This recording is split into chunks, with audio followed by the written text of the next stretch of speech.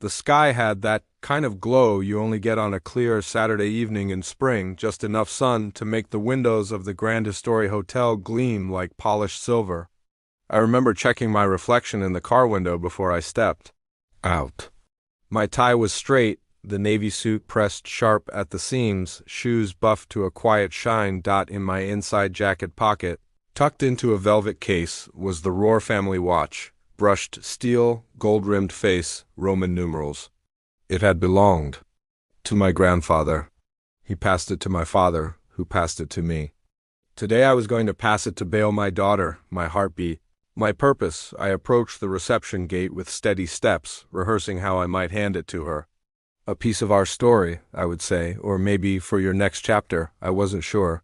It had taken me days to decide to bring it. I wanted the moment to be right, special, undeniable. I imagined her smile when she saw it. A young usher in a black vest and earpiece stood at the guest list table. He looked maybe 22, too eager by half. Name, sir? Malcolm Rohr. I offered without hesitation. He scrolled through a tablet with bored efficiency. Then he frowned, tapped again, and looked up with the polite panic of someone about to deliver bad news. I'm sorry, sir. Your name isn't on here, I smiled lightly. Must be a typo. It should be Malcolm Rohr, father of the bride. He? Tried again. There's a Mrs. Cherise Rohr and a +1 listed, but no Malcolm Rohr. Are you sure you are SVPD? I chuckled, though the air tightened in my chest. I paid for the event. Trust me, RSVPD. That's when I heard the click of her heels. Pearls swung at her collarbone. A white satin shawl draped over her shoulders, as if she'd walked straight out of a lifestyle magazine. Cherise, my wife. For now, she sauntered up, eyes scanning me like something she forgot to throw out of. The fridge red lipstick, colder smile. Did you really think you were invited? She said, tilting her head. Strangers aren't allowed. The words hit too fast, too loud. The usher shifted, looking anywhere but at me. Cherise nodded at him, handled, then turned toward the grand ballroom. Her train catching a breeze like it had its own ego. I didn't follow. I didn't move. Excuse me, sir, the usher said, voice tight with apology. I'm going to have to ask you to step aside. I stepped back slowly, not away from the hotel, but away from the version of myself that thought I still belonged. I glanced at the watch in my hand. The velvet case looked smaller now, like a mistake I wasn't supposed to carry here. Inside, I could hear soft strings tuning, laughter, champagne glasses clinking. My daughter was in there, the little girl who once wore my socks as gloves and called me Papa through a gap-toothed grin.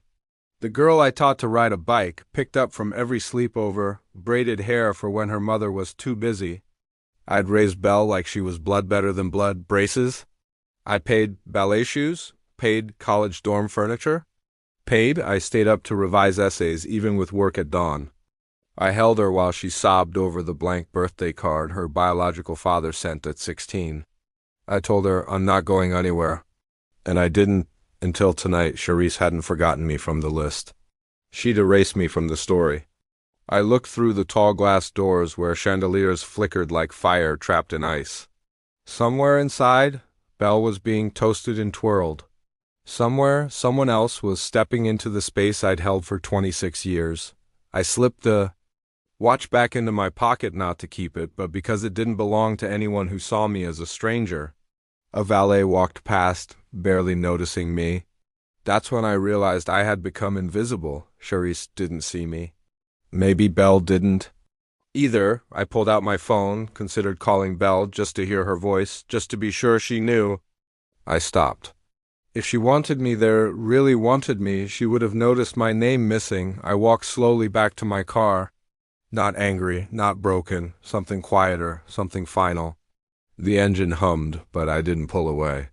I let the silence fill the cracks. I was no longer Malcolm Rohr, husband of Cherise, father of the bride. I was something else now, something between memory and myth.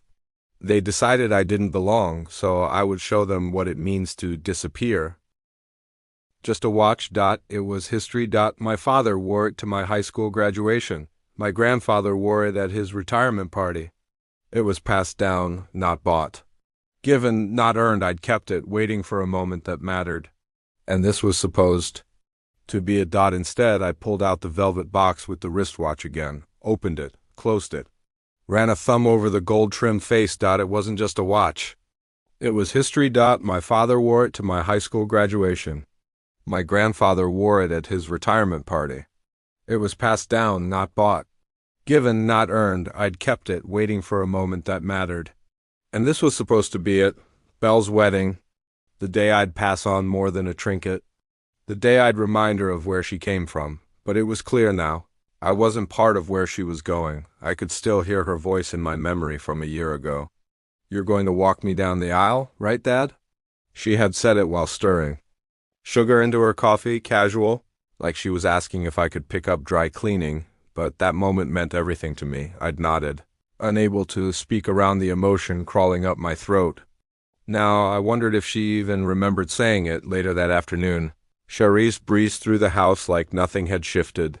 She wore a coral dress that brushed her knees and sandals that clacked lightly on the hardwood. She hummed a tune.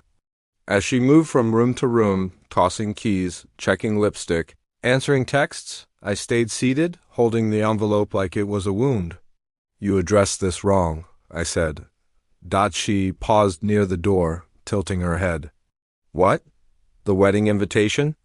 It says Charis Roaring Guest." She smiled a little too quickly. "You live here. Why do you need an invitation? Everyone else got one with their name, even Wendy." Charisse shrugged, grabbed her purse, and slung it over her shoulder.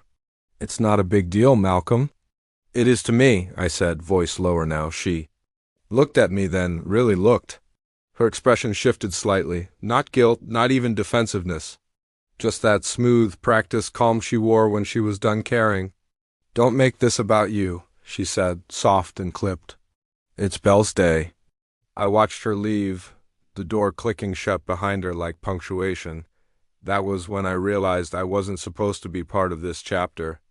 I was being written out, and the ink had already dried. I walked into the study and opened the cabinet, where we kept old photos. There was one in particular I searched for. Belle, at 10 years old, sitting on my shoulders at the state fair, her face painted like a butterfly, my hand holding onto her legs to steady her. We were both laughing. Real, wide, unguarded joy. I kept that photo framed on my desk for years. But when I reached the shelf, it wasn't there. I searched the next one, then the bookshelf. Then the end table by the couch. Gone. Other photos remained. Charisse with her. College friends. Belle at a piano recital with her mother, but I had disappeared from the frames. Like someone had gone through and erased me by hand. I sat back on the couch and let that sink in. You think the worst